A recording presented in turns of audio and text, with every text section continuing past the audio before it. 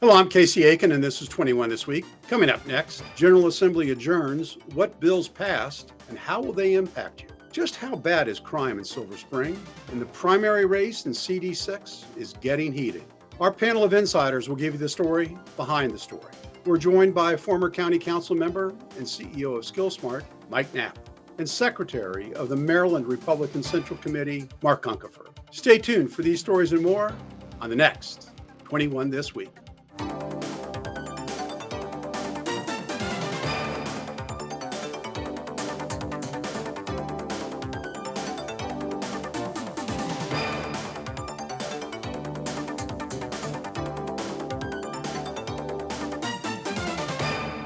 April 8th was Sine Die, day for the General Assembly in Latin, meaning without a day, or in normal parlance, time's up, boys. This year, General Assembly was puttering around right along according to a non-election year schedule, and then tragedy struck when the Francis Scott Key Bridge was demolished. In a remarkable display of cooperation, the General Assembly passed the Port Act to provide economic relief for workers and businesses that rely on the partially closed Port of Baltimore. It also passed all 16 of Governor Moore's favorite bills dedicated to public safety, housing affordability, economic competitiveness, and public service. Mike, was this a successful legislative session? Was there a signature piece that passed this year? I think it was a solid session. I think it was, I think one of the challenges you run into, and I think in Maryland we are learning this, is we had a governor, Republican, and a Democratic assembly. And so there was always some tension there. And everyone assumes that, once you get a Democratic governor, everyone's of the same party, then things become very easy. And I think the reality is that that actually can make things more difficult because everyone assumes you're on the same team, which generally you are, but you now actually have to align your priorities. And oftentimes that can be difficult. And I think through this session, that I think the governor was clear what he was trying to do, but I think he also worked well with the General Assembly, and I think they worked well with him. I think there were a couple points in the session where it looked like things were kind of going off the rails. When the House indicated they want to increase taxes significantly, the Senate indicated that they didn't. The governor then extended the provided the opportunity to extend the session. It looked like things were going to kind of go a little sideways, and everybody came back together. And I think part of it, you alluded to this. I think once you actually have a real world situation like what happened with the Francis Scott Key Bridge, people kind of hunker down and go, "Oh wait, we can get these other things taken care of, and let's focus on the big things." And so I think that's what happened. And so if there was a signature issue, I think it actually was getting a budget done in a timely fashion and how they came together to address the bridge issue. Yeah, absolutely. Mark, what was your view? Well, boy, do I miss Larry Hogan as governor, because for 8 years, we had an absolute red line in terms of tax increases and fee increases. And this was a legislative session that was dominated by talk of some fairly high, some very stiff tax increases and fee increases. And as Mike alluded to or mentioned, they got whittled down to a smaller increase, but an increase nonetheless that, frankly, in this circumstances, was not necessary except to enable increased spending. I will say, since I was involved in a couple of the pieces of legislation on behalf of the Maryland Land Title Association, some of the legislation that was proposed by the governor could have been crafted better. And I know that the majority of them passed, but I know there was concern about some of the language, and we're probably going to have to address those things in the next session. But anyway, Mike, we can get into the budget in a minute, but we've already talked about the significance of the Port Act, and what does that do for Marylanders? Well, I think it's one of those things the things that we take for granted, right? And people don't necessarily recognize the role that the Port of Maryland Port of Baltimore plays in our overall economy.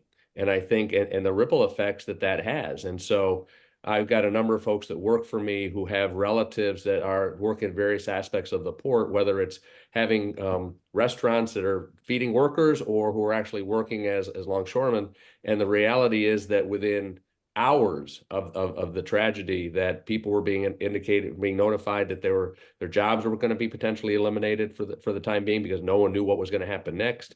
You saw traffic and slowing down to a trickle at restaurants, and so you saw the economic impact almost immediately. And I don't think people fully appreciate that and understand the role that has, not just there, but for the broader state economy. And so I think that was a real wake-up call. But I think, as can be the case, people have come together to really identify it, recognize it, and put the resources in place to address those individuals and work quickly to address what was a really challenging issue. Is a very challenging issue.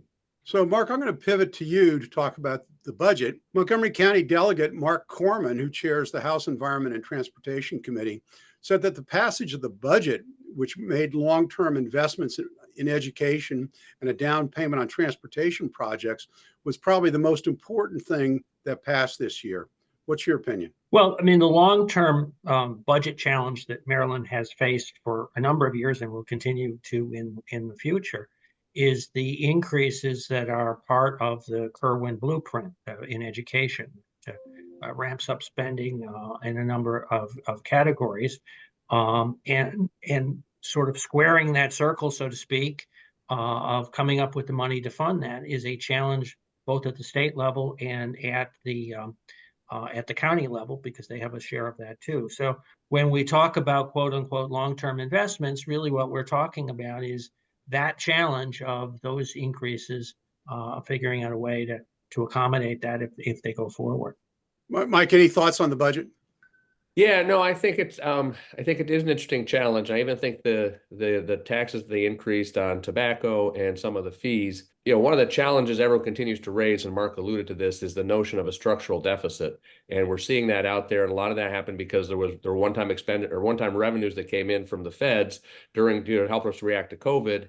And this investment in education was passed at the same time, which I think kind of masked what the impact of that was going to ultimately be. And the challenge that we have is, how do we both look at spending that we don't need to have, and how do we identify those revenue sources that are actually going to be sustainable revenue sources? We've seen this with the gas tax. We've seen this with tobacco taxes. There are things that we can fund. There are things we can raise taxes on, but they generate declining revenue. And so it's not ultimately doesn't address the systemic issue that we have. And I haven't seen a proposal that allows us to really think about how we're going to get there from here. Well, this is a 20-year problem. I mean, we saw it with Thornton. We saw it with Kerwin. We have unfunded mandates that have to be paid for somehow. And the legislature has not been good about trying to address those issues. It's a bit frustrating, to see this repeated year in and year out. Oh, no, I agree. And having been a council member after Thornton was passed, and we were expecting to see resources, and we didn't see those resources, but we had the expectation of things we were supposed to be doing at the county level, becomes a real challenge. And you'd like to think that 12 years later, we would have learned how not to have done that. And the reality is that we are enthusiastic about making an important investment in our educational system and in our students and our children. I think that's important. But how do we do that and make that sustainable so that we ultimately see the outcomes we want to see? So I'm going to stick with you, Mike. The General Assembly passed a bill sponsored by Montgomery County Delegate David Moon to regulate the use of facial recognition by law enforcement. What do you think of that?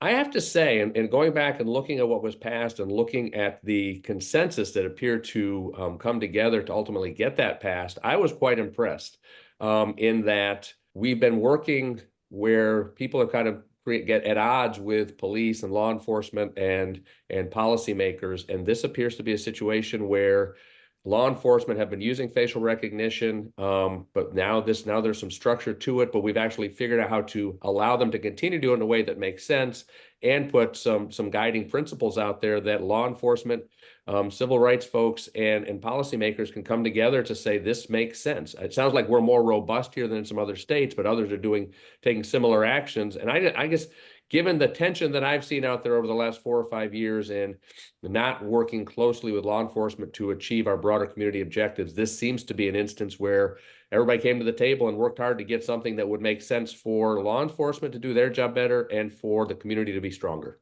Mark, do you agree? Well, I'm hopeful that Mike is right. I think that And clearly, how can I say at the outset, it certainly gave me considerable concern that here's a potentially great tool of identifying people who are perhaps wanted, have warrants out, that facial recognition can be very helpful in doing that. I think particularly in the United Kingdom, it's a tool that is used fairly actively in law enforcement. I'm hopeful that it won't hinder law enforcement in doing their work. So we don't have much time left. I want to just touch on one last topic, which is Pimlico. Why in the world are we spending money on Pimlico? Mike, you first, then Mark. We got about 30 seconds left. Tradition, and we don't want to lose the tradition, but I'm not sure it makes sense to make that investment. And I'll be very curious to see what happens if if we ever have a Preakness there again, or just how it plays out. I'm dubious. All right, Mark, last word. Preakness is an unbelievably expensive party for Maryland. All right, and my thought is, if this was a nag, it'd be led off to the glue factory. All right, when we come back from this short break, the primary race in CD6 is getting heated, and how bad is crime in Silver Spring? Stay tuned. Hey world, I have a quick message. It's about safe driving. All right, let's go. Anytime you're driving, have the seatbelt buckled tight. Both hands on the wheel and your phone out of sight. When not in your hand trying to text somebody back. Because if you do, your car might get smacked. The moral of the story, just put your phone down. The people on the road will stay safe and sound. Put your phone down, put your phone down. People on the road will stay safe and sound. Yeah.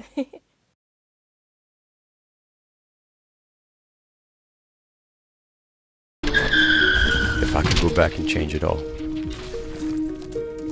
I would.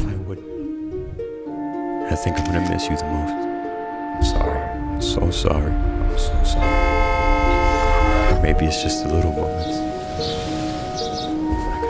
If I could go back and change it all, if I could go back, I would. But I can't.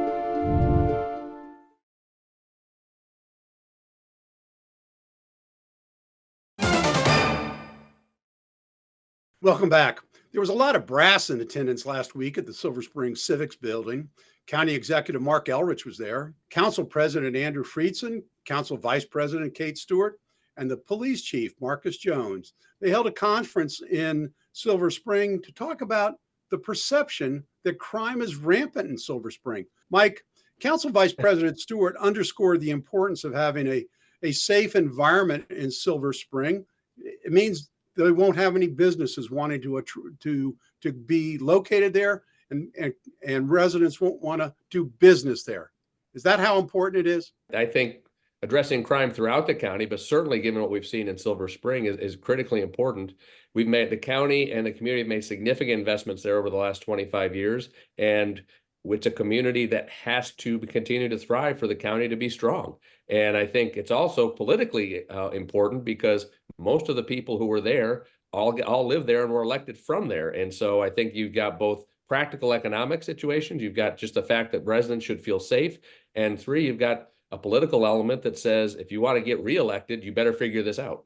Mark, there was some inadvertent humor and inconsistencies that emerged during the presser, because while touting the reduction in crime, County Executive Mark Elrich said that carjackings were down, and then immediately he was followed by Chief Jones, who stated that, yeah, carjackings are down, but vehicle thefts are at a whole all-time high. So they're just waiting until it's in your driveway before they steal it? Is that what the message is? There's a message issue too when problems such as the perception of a crime is being presented as only the perception of a crime. And I think people understandably react in a very hostile way when they're told something that they regard as a problem is only something that they perceive as not being real.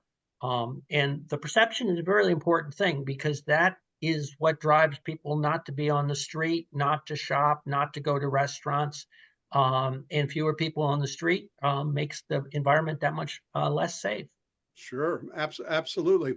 Mike, not to be a naysayer here, but also touted during the conference was some new police investigative techniques that the county is using, one of which is the implementation of drone policy to combat crime. and also to save on law enforcement resources. That was pretty neat. I think it's pretty neat. I mean, I think, yes, I think we should be using technology more effectively to be able to make our community safer. It's also, I think, a little disconcerting. I always think it's interesting to see where we're going to see them and how we're going to see them. But I think the big continuing underlying challenge in the county is we don't have enough police officers, and I've yet to hear a strategy for how we actually get more police officers. And so I think drones can probably help offset some of that. But at the end of the day, you still need more police officers, and we're down about 300, and we're going to be down more. And we need to put, feet on the street to be able to engage this, and we just don't have enough bodies. Well, Mark, obviously that's been a topic we've talked about, almost on a weekly or monthly basis. What is the solution? Well, it's not money. We've been throwing money at the problem. It doesn't seem to be the answer. Sorry, I was going to say, and this is a problem that is shared across multiple jurisdictions. The response towards police in the last couple of years has driven a lot of people away from the profession that might otherwise have signed up for it. And that is one of the drivers, as you say, is the fact that there's not as much law enforcement available as there was, say, 5-6 years ago. And I would just add to that, Casey, you said we put a lot of money at it, but the reality is we haven't. We actually came late to the party, even in providing additional resources for hiring folks and putting bonuses on the table. And so the bonuses and things that we're offering and the salaries that we're offering are actually just trying to catching up to where others have already been. And so we're not even doing anything that makes us more attractive. We're just comparable to other jurisdictions. And so given, I think, the lack of support for what people perceive in our policymakers with law enforcement in Montgomery County, and the fact that we're not really putting any more money on the table, there's no clear pathway to actually identify more people to bring them in to get them hired. Well, unfortunately, that sounds like a recipe for disaster, Mike. I mean, it just sounds like the situation is going to continue to degrade over time. We got to go on to our next topic, which is one of the most, we're a political show. We like to talk politics and policy. So this is great because every seasoned political observer can be fooled, even me. I have to admit, when David Trone decided to run for the Senate and leave the 6th congressional seat vacant, and then I learned that the wife of former Congressman John Delaney, April McLean Delaney, was running, my assessment was she's got it in the bag. John Delaney was a popular congressman. Mrs. Delaney is well regarded in political circles. And who knew that she wouldn't be the clear front runner? But even conventional wisdom from an old guy like me isn't always right. Mike, new polls indicate that the Democratic primary is wide open, especially between April Delaney and Joe Vogel. What changed? Well, I think part of what changed was that Joe put out the poll and provided the results. So I think that was part of it. I think candidly that there have been so many people in this race that I think it is wide open. I think we've thought that for a while, as we've talked about it here. I think that Ms. Delaney is actually in probably solid shape. She actually, we'll see when the latest financial disclosures come out next week. But at this point, she's the only one that actually has any money. The only other one that had money on, or at least was going to self-fund, has since dropped out of the race. And so unless somebody has really made a move from a fundraising perspective, I still think conventional wisdom is what conventional wisdom is. The other piece I think becomes really interesting is when we have people from Montgomery County running for a seat that is a much more centrist seat. There's a tendency to take the hard left progressive Montgomery County mantra and try to apply it to the rest of the state. And I think that that's a really risky move for a Democrat trying to win that seat. And I think Congressman Trone, he saw that even in the last race, that it is a very centrist, it's a very winnable seat from both sides. And you've got to come up with a platform that can accommodate not just Montgomery County, but the rest of the state. Mike, I'm so glad you brought that up because it's reported that Vogel is running ads out of Pittsburgh that service Western Maryland, calling April Delaney too moderate, calling and saying that she's friends with Tucker Carlson. Hell, that's going to get her votes out in Western Maryland.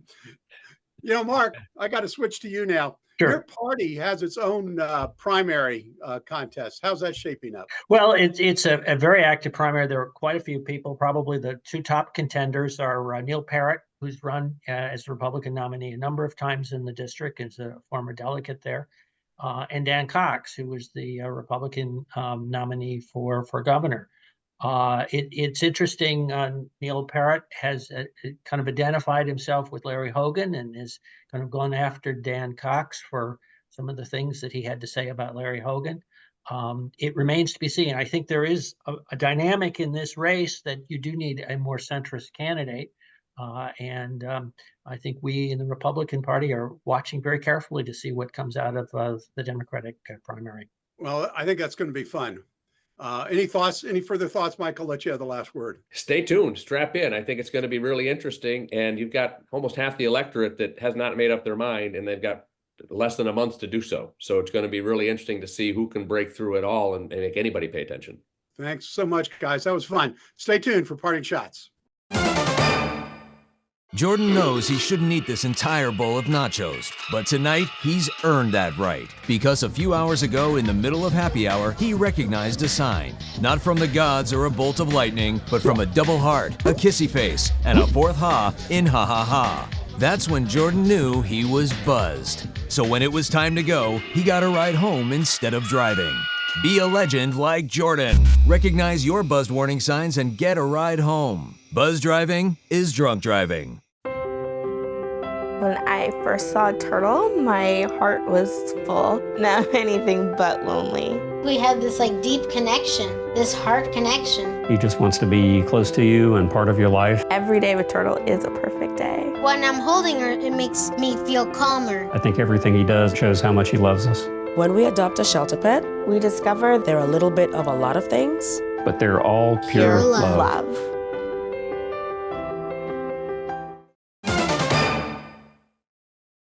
And welcome back. Now with parting shots, Mark Uncapher. This week, there was a ceremony recognizing the heroism of a number of police officers who saved the life of Police Sergeant Patrick Knapp. He was struck on I-270 by a motorist, and those police officers stepped in to basically save his life. And it really is a reminder of the challenges that police officers face and their ability to step up to that. Thank you, Mark. Nice thought. Mike Knapp, your parting shot. Thank you. Well, I don't know that I'll actually be on between now and the time we actually get to the primary election. So I just wanted to put that out there, that have people start to pay attention. We've got some really important issues at a state, congressional, local level. And so I think we need to pay attention to congressional races, Board of Education races in Montgomery County. And I know that there's a lot of people racing, but the reality is that this is really important and people need to start to pay attention. Good on you for mentioning the Board of Education races. They're extremely important and not enough attention is paid to them. I want to thank you both for appearing this week. And I want to thank the audience for tuning in each and every week to Montgomery County's hardest hitting political talk show. For 21 this week, I'm Casey Aiken.